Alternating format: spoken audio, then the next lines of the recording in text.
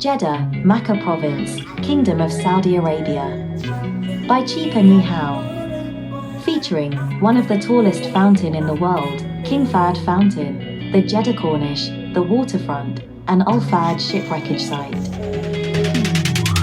Hey, I'm rolling clean off a beam in the drop. Voices in my head, they telling me to stop. Hey, got 20 G's for the keys to the. What do you do when Captain turn your lover to a op? Hey, I'm rolling. Jeddah, also spelled Jeddah, or Jeddah, city and major port in central Hijaz region, western Saudi Arabia.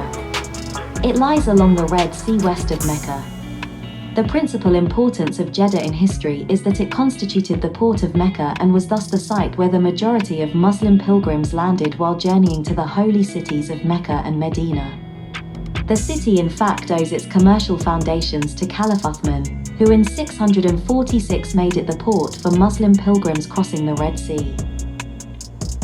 In 1916, Jeddah and its Turkish garrisons surrendered to British forces. It then formed part of the Kingdom of the Hijaz until 1925, when it was captured by Ibn Saud. In the 1927 Treaty of Jeddah, the British recognized Saudi sovereignty over the Hijaz and Najd regions. Jeddah eventually was incorporated into Saudi Arabia. In 1947, the city walls were demolished, and rapid expansion followed. The city takes its name, which means ancestress or grandmother, from the location there of the reputed tomb of Eve, which was destroyed in 1928 by the Saudi government, whose Wahhabi leanings taught that it encouraged shirk or the idolatry. After World War II, Jeddah was completely modernized and expanded with the new wealth acquired by Saudi Arabia from oil royalties. Its harbor was deepened and enlarged to accommodate large vessels, and a desalination plant was constructed in the early 1970s, thought to be the largest in the world at its completion. The city's economy, once dependent on pilgrim expenditures and fishing, was diversified to include steel rolling mills, oil refineries, and the manufacture of cement, clothing, and pottery. Other activities include cattle raising and dairying and many small industries. One of Saudi Arabia's largest cities and busiest seaports, Jeddah was the diplomatic capital of the country and the location of the Saudi Ministry of Foreign Affairs and of the embassies and missions of foreign governments before these were all transferred to the Saudi capital of Riyadh in the mid-1980s. Advanced education in economics and administration is offered by King Abdul Aziz University, founded in 1967. Jeddah is served by highways to Mecca and Medina and by King Abdul Aziz International Airport.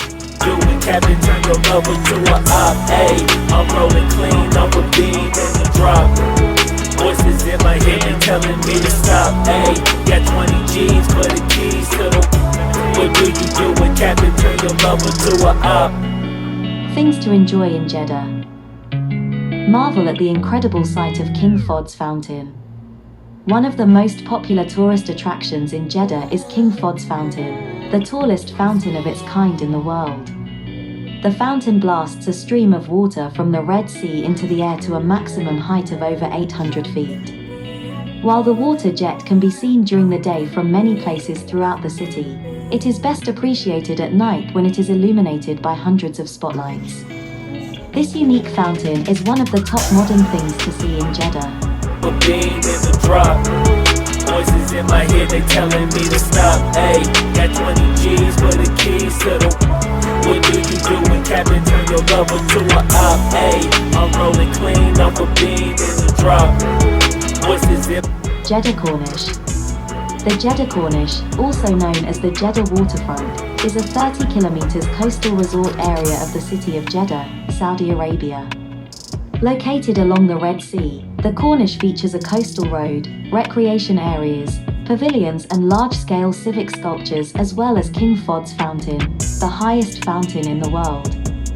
Also located here is the Al-Rama Mosque, formerly known as the Fatima Mosque, which is a popular attraction to visitors.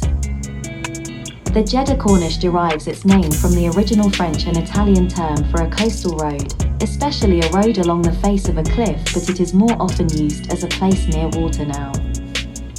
In November 2017, The waterfront was inaugurated for visitors with the goal of being a tourist attraction in the city. It was launched as a response to a royal decree with the aim of improving the public facilities of the city of Jeddah. The established area is equipped with many facilities including restaurants, retail outlets, hotels, aquarium, cultural center, water dancing fountain, blossoming gardens and fountains. Doing cabin, turn your lover to a op, ayy. I'm rolling clean off a bean in the drop. Voices in my head, they telling me to stop, ayy. Got 20 G's for the keys to the... What do you do when cabin, turn your lover to a op? 10 things to do at Jeddah Waterfront. As a port city, Jeddah has fully embraced the chill seaside vibe, and the Jeddah Waterfront is a prime example of local culture meshing with urban living. 1. The Island Mosque. A Jeddah icon, this mosque is built on a tiny island on the northern part of the Corniche. This architectural accent to the Jeddah landscape looks extra magnificent with a sunset backdrop over the sea. 2. Go fishing. In early mornings, you'll find fishing enthusiasts hunched over the JWF rails waiting for fresh catch. There's a dedicated fishing pier too, where you'll find vendors selling basic equipment if you decide to go on a whim. 3. Take a bike. Rent a bike at one of the shops located close to the new Corniche and pedal away. 4. Take a stroll on the longest pedestrian bridge. This lights up with star-like LED lights in the evenings and gives you a spectacular view of the sunset. 5. Roll out the picnic mat. Want the real Jeddawi experience? Buy a 3 Rial cup of tea and grab some fees from one of the stalls and just watch the waves. 6. Chill at the X-Jed. Waiting for the next act on stage? Walk along X-Jeddah and you'll discover a ton of activities, from food trucks, air slingshots, to live performances happening throughout the season. 7. Try flyboarding. Among other water sports you'll get to experience as part of Jeddah season. 8. Outdoor museum. Check out the 20 sculptures that celebrates the city's art culture. 9. Get some nostalgic rush. Our youth was defined by visits to amusement parks, and they're right across the Corniche. 10. Discover the sea in a submarine. This Jeddah season you'll get the chance to dive deep into the waters in a sub. Breaking out in a Beatles song is optional.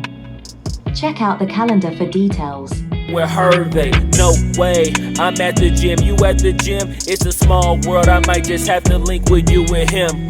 Look up at this girl like, let me get my words right. Cause if she catch me with you, then we going down like Suge Knight. I got a plan, you take your Jeddah Waterfront. The new Jeddah Waterfront is a sight to behold. The Jeddah municipality has revamped our precious Corniche, taking it to the next level. Bigger in size, better in services, and fully catering to the people's needs, the waterfront will soon be opening its doors to the public. The new project is divided into 7 different, color-coded sections that stretch along a 4 kilometers radius. Each one includes a special feature that makes them stand out. For instance, a walk around the Naraz will tell you that it is the biggest of them all. It proudly houses the famous Naraz sculpture and the first hanging bridge that extends as far as 650 miles, connecting the Corniche to Prince Faisal bin Fahd Road. Tawheed's unique feature is the Tawheed sculpture and the newly renovated Tawheed Mosque.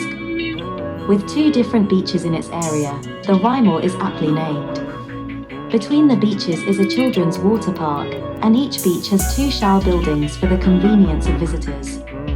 Lulu, the second biggest, has all the greenery you could possibly want. With a museum also situated there, a touch of culture by the sea is exactly what you'll get.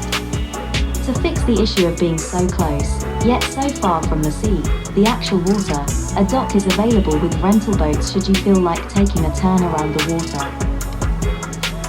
Since Jeddah is known for its fishing. It isn't surprising that they named one of the areas Sayad. An impressive jetty stretches into the sea and includes 2 beaches, open for swimming, shaped like a crescent island. Meanwhile, Khalij has a relic of Jeddah, the ship's sculptures all fixed up and ready for a close-up. While different areas contain features that set them apart, what they do have in common are the facilities that are provided: Wi-Fi, charging stations, as well as seats with built-in chargers, food shacks, state-of-the-art lavatories and restrooms, walkways, and playgrounds for children.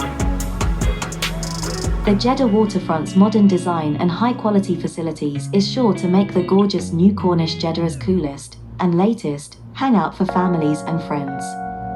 The waterfront's playgrounds are themed. One area has a collection of different game stations from police cars to ambulances, all aiming to educate children on emergency protocols, and another one is space-themed and teaches about space. 이런 기분 설명할 수 없어 원래 이맘쯤 너와의 여행을 생각했었는데 네가 좋아.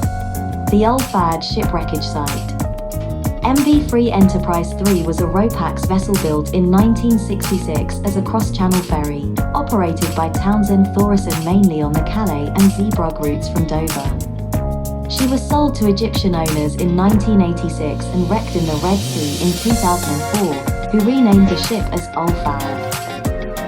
Al-Katan Tourism Village and Ulfad shipwreckage site. This is the famous shipwreckage of a Ropax vessel named Ulfad. The ship was said to have been anchored after engine problems occurred and was abandoned 14.6 kilometers southwest of the old city center of Jeddah. A second stint on the English Channel as the Mona's Al beginning in April of 1985 didn't work out. The ship was laid up in October 1985 and subsequently sold to Egypt's Sadaka Shipping Group in 1986. Renamed the Ulfad, the ferry performed with aplomb until 2004 when she ran aground on a famously dangerous reef near Jeddah, Saudi Arabia, where she joined a host of other grounded, abandoned and forgotten hulks blistering in the hot Arabian sun day. The cool sea breeze was a welcoming change from the city smog. Though when uncapped your camera lens, fog completely covered the lens surface and it took more than 15 minutes to get it acclimated and clear. 끝난 건지 너를 기억하면 난 가슴이 아파와 어쩌다 너와 나 이렇게 잊혀진다면 다시 사랑할 수 없을 것 같아 말은 해줘야 하는데 내 마음 변하지 않았다고 모든 게 오해야 내 얘기를 들어주고